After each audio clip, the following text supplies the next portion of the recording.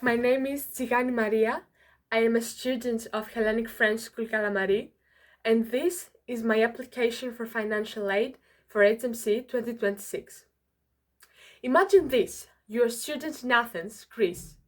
Your family lives in Thessaloniki, the second largest town of the country, located just 334 miles away from you. Unable to afford a plane ticket, you opt for a trip by train, entrusting yourself in the hands of your government, the very same body that is vowed to protect you and your rights. However, you will soon be stripped of the most important, most vital one of all, the right to live, as a cargo train will collide with yours, sealing your fate.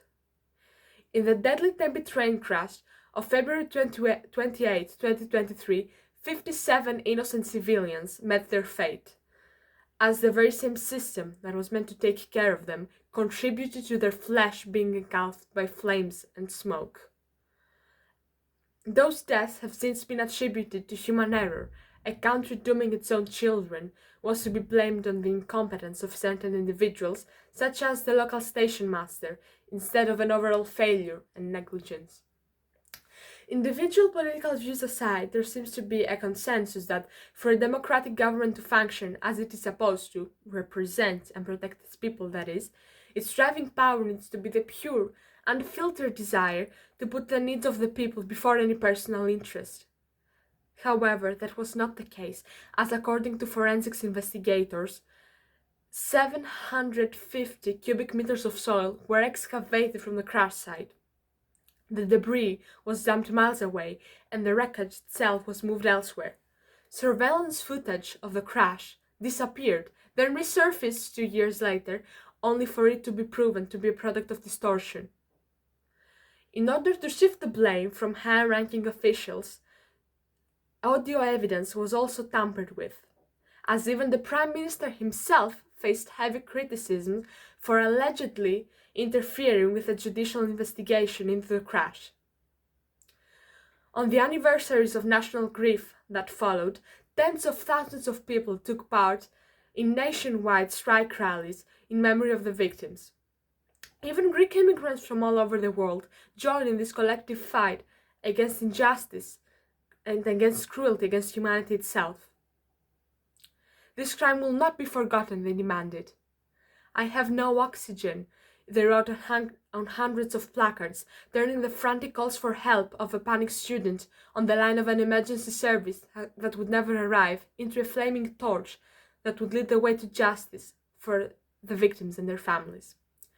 Another means of protest was to write the names of the 57 victims in red paint in front of the unknown warrior's grave, Syntagma Square. Those names were erased that very same night by the Athens municipality, but were rewritten the following day during a nationwide educational rally. The father of a 22-year-old victim went on a 23-day-long hunger strike in that very same place. His goal, demanding the exhumation of his son's body so that the truth about his death would finally be known. In October 2025, the Greek government passed a law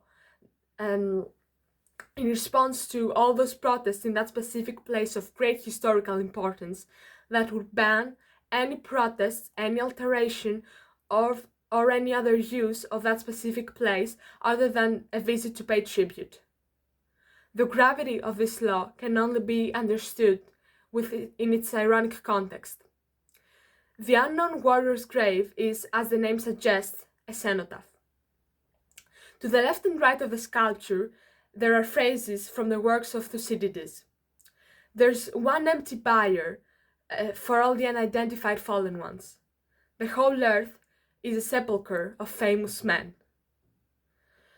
In smaller writing, one may read, "To the unknown warrior."